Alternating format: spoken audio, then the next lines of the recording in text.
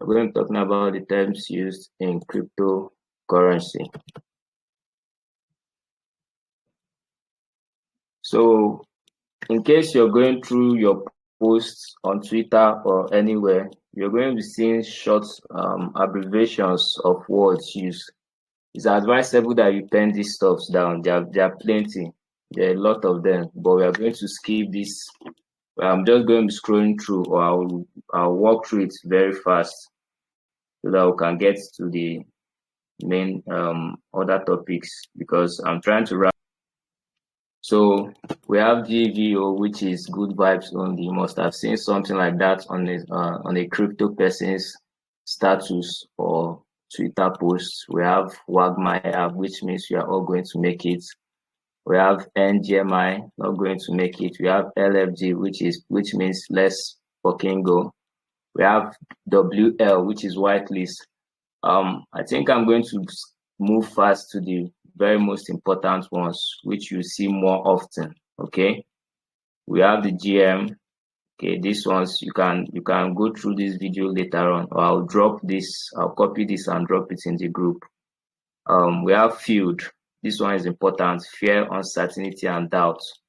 Okay, which is we have FOMO, which is fear of missing out. We have IRL, in real life. We have DYOR, do your own research. If you have seen a post one time or somewhere else where somebody must have recommended buying a coin, or even on YouTube, they always tell you to always do your own research if they are speaking it out. And if you see a writing, what you see is DYOR, which also means do your own research. We have LG, let's go.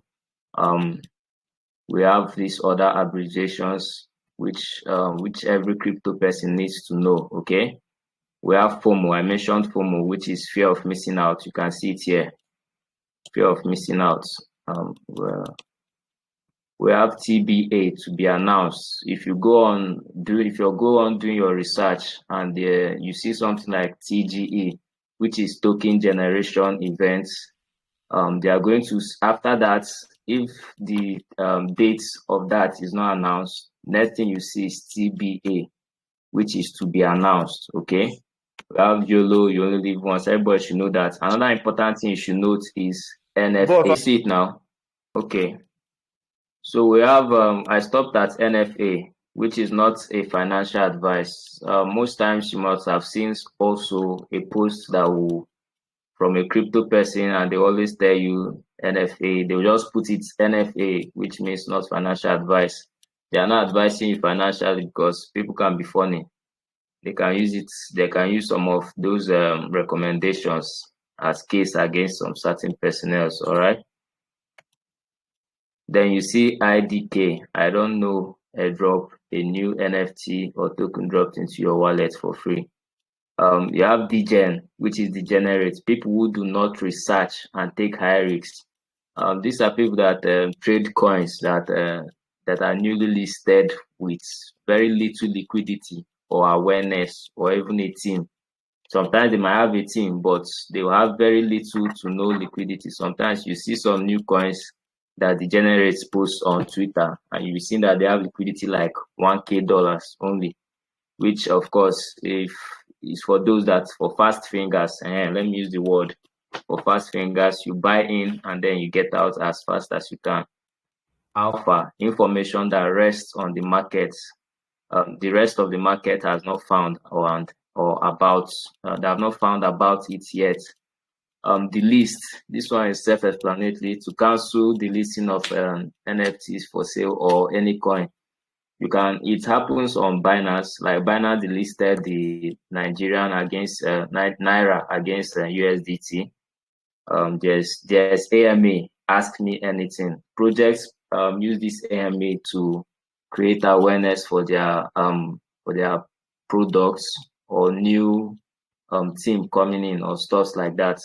So they host these things on Twitter Spaces, Telegram as well, and as well as Discord. That's why I asked everybody here to have Twitter, Discord, and Telegram. These three applications.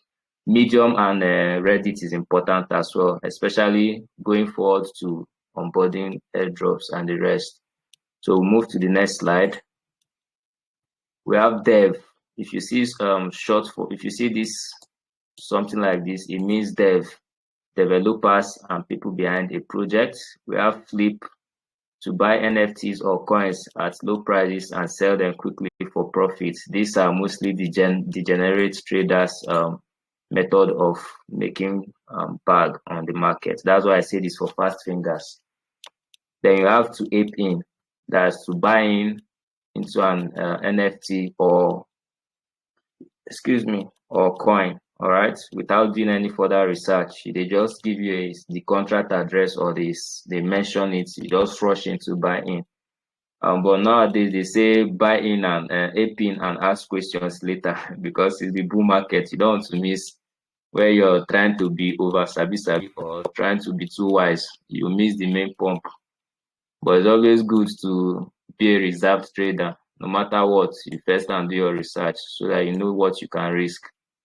Then you have diamond hands, people who hold their NFTs or coins for long term. This slide is my NFT class slide, but it's still the same with normal crypto. Okay, you have floor price, FP, the lowest price which you can buy an NFT. We have blue chip, a project that will retain high value well into the future. I'm going to use Phantom and Matic, for example. These coins are blue diamond coins, okay? Even Bitcoin and Ethereum. These guys, not even Ethereum, because Ethereum is more like a software program, but Bitcoin has become a store of value and is widely more traded than any other token, okay? So you have blue chip projects like Phantom and Polygon, and that's Matic. We have docs. When you see docs, it's people who publicly reveal their identity. Projects, sometimes you see posts that says the team is doxed. That means the team they are not hiding their identities. So many projects out there, especially the degenerate traders, they don't know the team behind their project. They just know they come and they see some post on Twitter about it and they get the CA and they buy. They don't care to know who the developer is, who the CEO is, the venture capitalists, that's the big guys that are backing up this project. But when you go through a project intro or infography and stuff like that, you get to see something that's like this docs or double, or it can say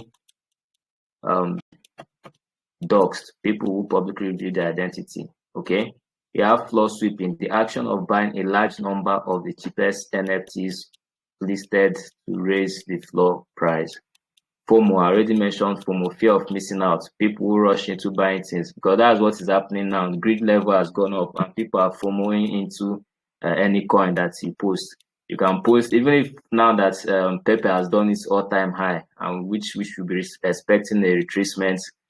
Because of this FOMO, people, if you post that on your status, go and buy Pepe, people will rush in to buy. You understand? You have P2E, which is another way you can earn from crypto. When we get to the class on earning from crypto, it's very broad. That's why I want to rush all these ones, because that one is going to take about 1 hour or 2 hours or more safe, because we are going to talk about NFTs deeply there. We are going to talk about other things when we get to that section. Then you have field, fear, uncertainty, and doubt. You have mint, to buy a completely new NFT from the creator, and this will involve something called gas fee. All right, depending on the chain you're using. If you're using the Polygon chain, you're going to need Matic for your gas. If you're using the Phantom, you need FTM, of course, still Phantom for your gas. If you're using the Binance, the BNB chain, the Binance chain, you need BNB for your gas. Okay. Then paper hands, these are people who panic sell. People that once they buy a project and the thing just dips 5%, 2%, they rush to sell. They are not even waiting to see if there will be any recovery or anything. And it's especially those that FOMO into buying coins or tokens like that usually fall under this category. Okay, so you have OG, people who support a project since the beginning. And then some projects reward this kind of people through some of these OG people that support the project for long term. They are actually working for the project backstream, but people won't know. So those that don't know that you can earn from crypto through being even an ambassador or an influencer or a thread writer. So most of these people are OGs. Like if you go on some people's Twitter bio, you're going to see this Arbitrum symbol, or this green and orange. I think it's green and orange hats. That represents the Arbitrum ecosystem stuff. You must have seen something like that or not. I don't know. Then you come here, you see fiat, which is fiat. Everybody should know what fiat is. Blockchain, DeFi, CeFi. We have white paper, which of course. Hold on, sorry. Let me get something. Yeah, fiat, which is the government issued currency. It can be naira if since you're in Nigeria, it can be dollars if you're in the US, it can be pullers. And then blockchain, the technology of cryptocurrency that keeps the system secure and decentralized. It is immutable and it is on what do I call it?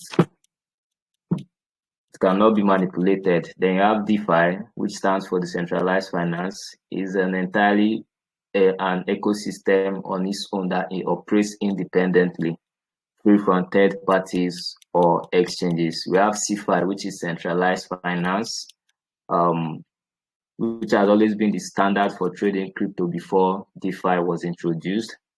And CeFi involved the use of companies operating exchanges platform, just like Binance and FTX. We heard of the FTX saga. We have Bybit now, we have KuCoin, and the rest of that. Are we following? All the things I've mentioned, are they clear enough? 100%. All right, thank you very much for the feedback. So as we go, white paper, this is a document that tells us what a cryptocurrency is created to do and how to achieve this over a set period of time.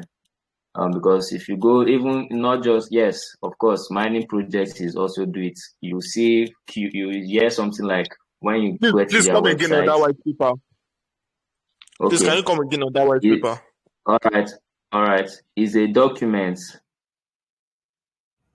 that outlines or that represents or that tells us what a project that is created, what is meant to do over a set period of time, or what the goals they have set out to achieve as a team over a set period of time. Okay.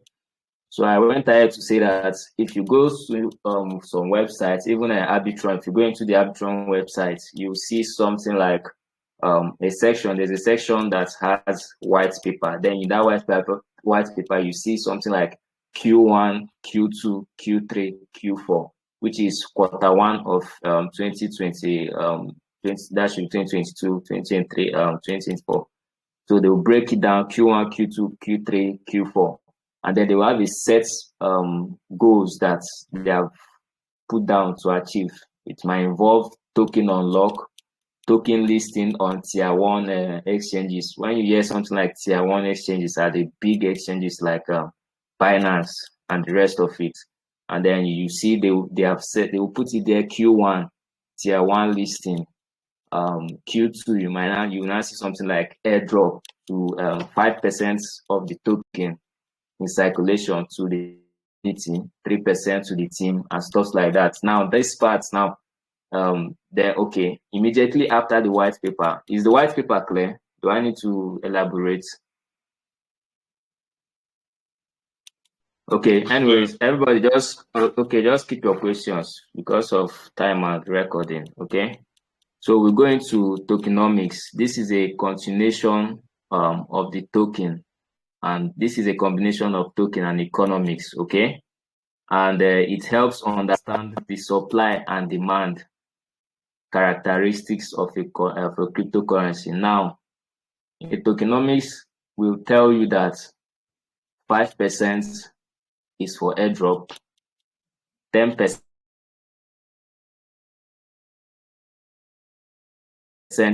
will be locked, 20% will be bonds. All these things will gear towards improving the ecosystem or that project in its entirety. Okay, you might see they will tell you that during March, let's say this year now, March, because this month now we are seeing the next couple 5, 6, 10 days, there will be token unlocks. And when you go to a tokenomics, you also see it. 5% will be unlocked from time to time and stuff like that. So a tokenomics of a project is like the economical breakdown of how that project is going to operate. All right.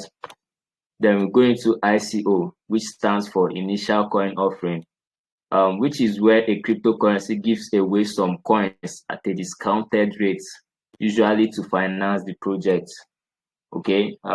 You might have, before Binance, okay, let me not say Binance. I'm not too sure about Binance, but before Phantom and the rest of it were made public for everybody to purchase on these big exchanges, they must have performed or undergone ICO, initial coin offering. Now, if they were to list at $1 on Binance or the initial listing, during an ICO, the price might be below 1 cent even. Okay, it might be below 1 cent. Now, people with big funds and some other things that influence it, it can be allocation matters, because you might have to own a certain amount of you might have to be a whale, or sometimes some of these projects now let little funds holders to also get into an ICO. So they will allocate a certain amount for each wallet or each user that is wanting to get into the ICO. Then during listing, you see them taking their profit. That's why most times when a coin lists on Binance, the first thing it does will be to drop. It will just dump. Okay, these are people that bought earlier before us, maybe during a pre-sale and rest of that, or an ICO. They will now sell and take profits, and then wait for people that are scared, or maybe those that already bought, maybe some other people, because this game of crypto is always psychological. They will now wait for others to sell and drop the price low, and then they buy again, and then the whole game continues. Okay, so the ICO stands for initial coin offering. You get the coin at a very cheap price before the main listing, and the main purpose of ICO is to finance the project. If you're an investor, I think you should be looking for ICOs. If you have big funds, $200, $1K, you should be looking for ICOs and pre-sales. Okay, I don't share how I give you now. IDO stands for initial DEX offering, which refers to the launching of a cryptocurrency on a decentralized exchange. A DEX is like your trust wallet. Sorry, that's a decentralized wallet. A DEX is like a decentralized exchange. Each chain, like Binance chain, has PancakeSwap. All right, it has I think they have another one, but PancakeSwap is the most widely used DEX on Binance chain. For Ethereum is Uniswap. For Solana right now, it's Jupiter, which airdrops some people that have been transacting on the Jupiter ecosystem. Okay, so usually this price of a token at this IDO is usually lower than the listing price. Also, the purpose of this is what? To raise funds. Most of these things are to do what? Raise funds. Then a coin and a token. These two things are very different too, because some people just buy anything that you send to them, because they don't know the difference between a token and a coin. I'm going to Tokens are created on existing blockchains. Do you get it? But a coin is an asset that is native to its own blockchain. Here's the thing. An example of a token now is Solana. Sorry, no, an example of a token now is on Solana. You now have which trending coin is under Solana? Bonk. Now that is a token. Under Ethereum, we have Pepe. That's the Pepe meme coin.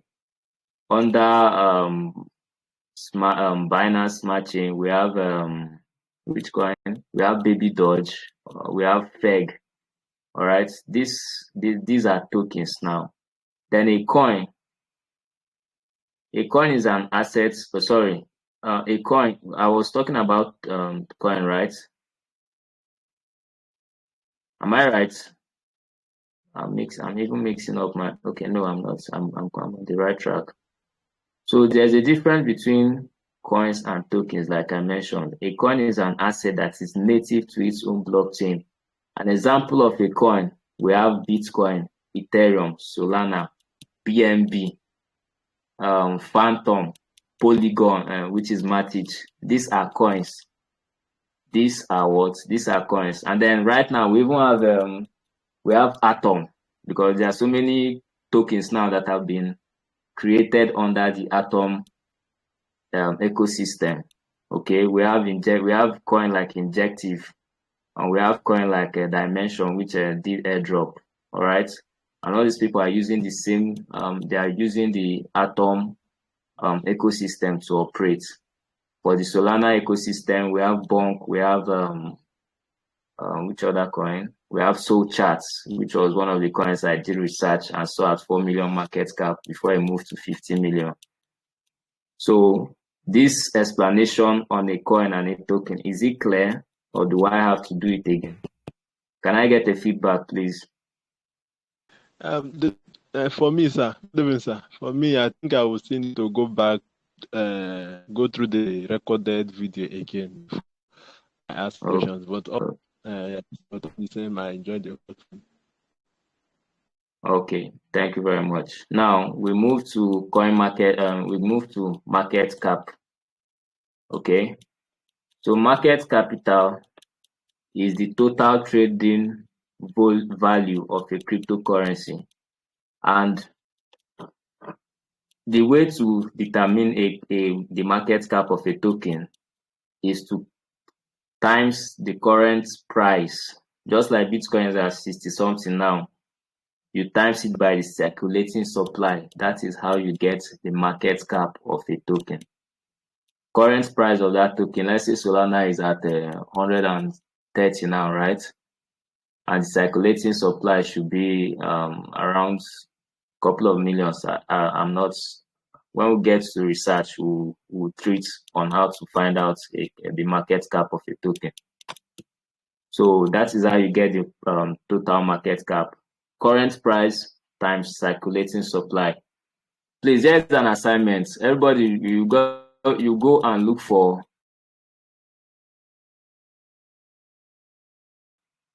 pick a coin of your choice. It can be Solana, it can be Bitcoin. Get the market cap for me. All right.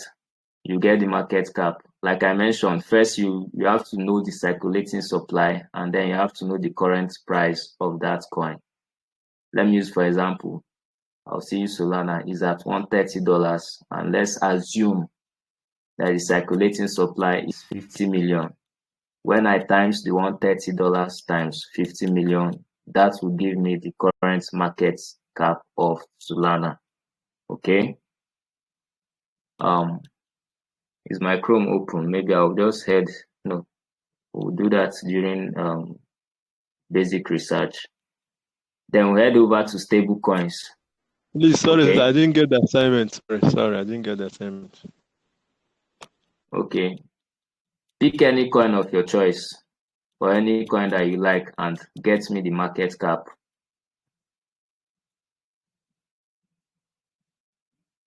You can submit it directly to my DM. No, we have a section here for assignments, so you can either get it through screenshots or you make a PDF. Either way, I don't want to stress nobody, because if I stress you, I'm stressing myself. Then we head over to stable coins. A cryptocurrency that is pegged to dollar, that is a stable coin. That is, you have USDT. This is a crypto, of course, but it's pegged to $1. You can never see the USDT go above $1. You can never see it go below $1. 99 cents is still $1, and even 97 is still $1. Sometimes there was a time USDT went below that, but it is just pegged to $1. So there are different, and the thing, one thing you have to also, how you used to know a stable coin is less volatile, unlike your BTC and your Solana keeps moving upwards and downwards. The stable coins are stable, they don't move. Okay, they don't move. Then again, the example of stable coins, USDT, I mentioned that we have DIA, and then we have BUSD. BSD is the Binance USD. I think Binance has delisted it. They no longer operate with that. Then another thing you have to learn is pump and dump. This is the kind of, this is more like a scam, where people who own large share of a coin encourage others to buy just to artificially pump the price. And once the price reaches a high point, they sell off all they own and the price falls drastically. If this happens with degen traders, like I said, those are very risky trades. If you're not good at research, or you don't know how to speed up your trade, like get in and get out, or if you use your emotions to trade these degen coins, you're going to wreck yourself. Okay, so this is what the pump and dump is all about. You see them on Twitter tweeting, the next pump is coming, buy the dip, all these kind of things, and they're just waiting for you to get enticed and you put your money, and then they already have their funds in there, and they're just waiting for you to keep pumping and pumping, and then they use you as exit liquidity. You see a coin trading at $50 per one, and the next thing you're seeing trading at 0.1 cents. And you just, maybe you think that the project still has life, but you'll be there waiting for hours and days and weeks, and before you know, you finally give up and you discover that it has been robbed. It has been completely robbed. You just discover that you bought a pump and dump. Okay, is that clear? Then sometimes when you go into airdrop telegrams and the rest of that, you're going to be seeing you're going to be seeing words like when Lambo or when airdrop or stuff like that. And this is a kind of slang that often used by investors to inquire when there will be an excessive increase in the price of the coin or token, or when the airdrop will eventually happen. Okay, then we have gas fee. This is a fee for validating a transaction. You pay gas fees for minting, you pay gas fees for sending a transaction, for sending a coin or a token to somebody, you pay gas fee for buying or selling. Okay, is that clear? Then we'll move to the next one. We have rect, which is this. This is where I am. I hope you guys can see that. Rect is slang for wrecked. It implies that the user has lost a lot of money on cryptocurrency. This is equal to futures trading, where you get liquidated. You can see some coming to say, post something on their status or Twitter, and they'll say, they tell you that I've been wrecked. Or those that trade the degen pump and dump. Once you have dumped on them, you go into the group, you'll be seeing project wrecked, this and that, and most of the slang you'll be hearing is wrecked. And then when that project is expected to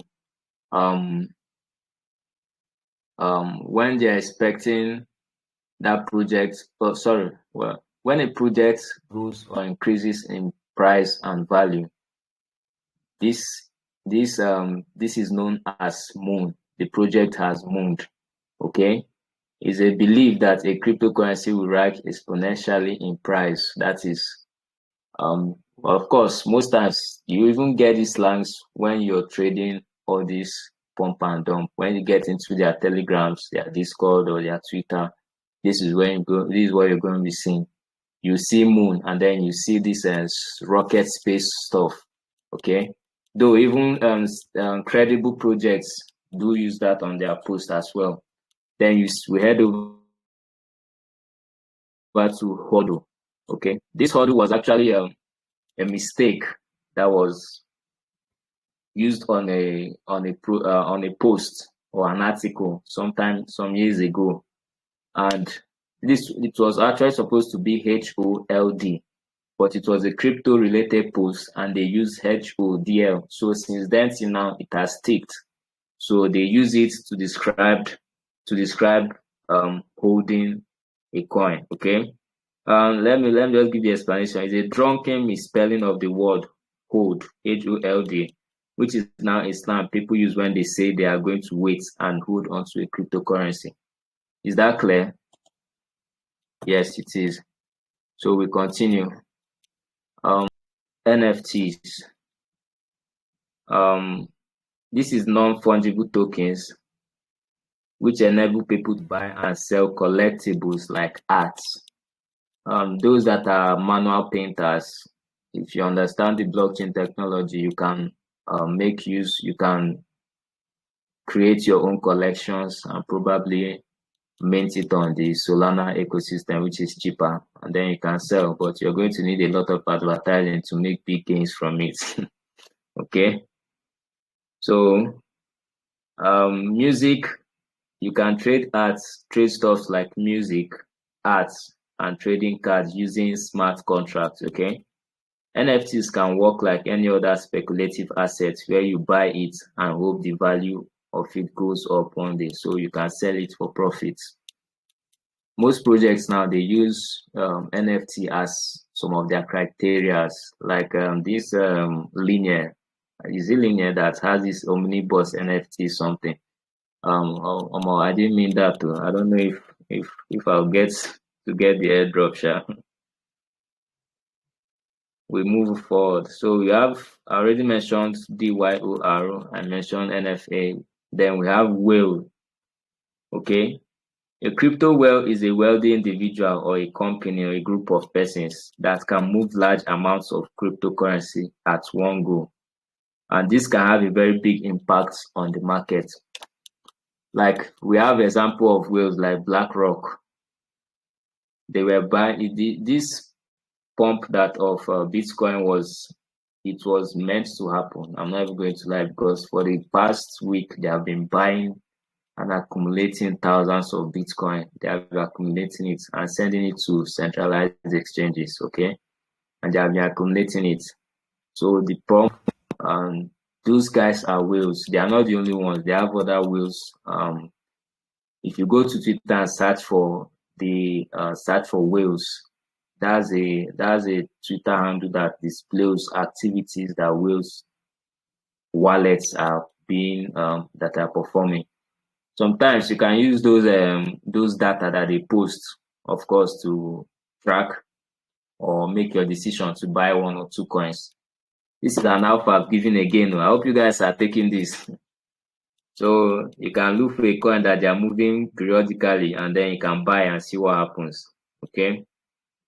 I've mentioned whale, I've mentioned field, right? Okay, I've mentioned field, which is fear, uncertainty, and doubt. Events and news that create a negative effect on the market, which is a field. Sometimes you hear something like, okay, yeah. Then you have bullish, which is the upward movement of the market. We have bearish, which is the downward movement of the market. These ones are not rocket science, easy to understand.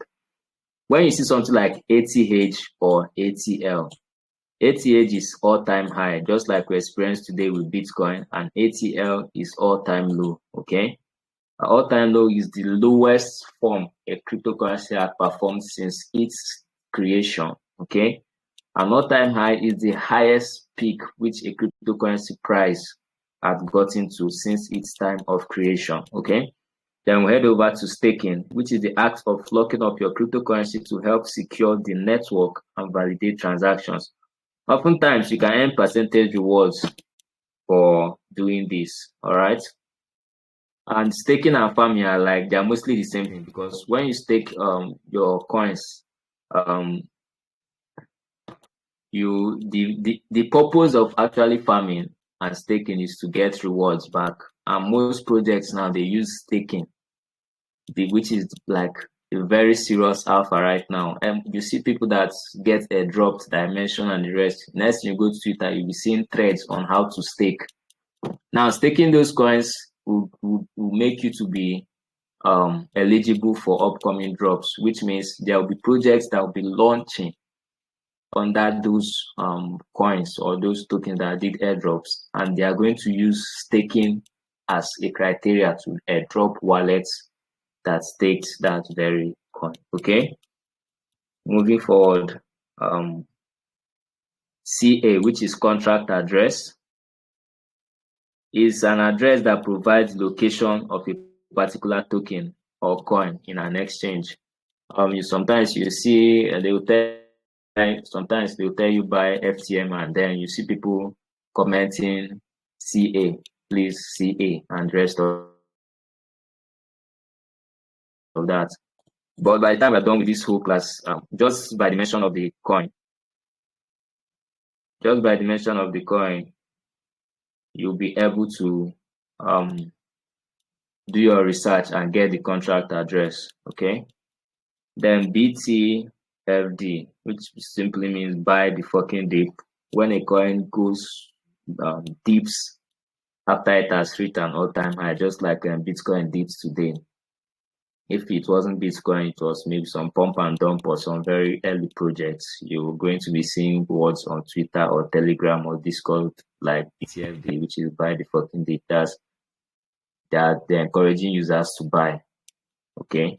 Then you have TA, which basically means technical analysis. We have fundamental analysis, which is FA. And then we have POS, which is proof of stake. Guys, I'm speeding up now because there's no time again. Okay. We have proof of stake. We have proof of work. And there are some projects that operate under this. Okay. We have OTC, which means over the counter. We have weak hands, which is a coin holder that is prone to selling the very first time a coin dips. I mentioned it earlier in price. We have POH, proof of history, and we have POSA, which is proof of stake authority. All these ones now are mostly DeFi related slangs. Okay, so I already mentioned what NFT means, and then I'm going to break down what it actually means. It means non-fungible tokens. Now, firstly, you have to know what fungible means. All right. I think this NFT class will have to be postponed till tomorrow because it's quite large. If I explain everything that I have here, in addition to this, it will really break you guys down. Okay. So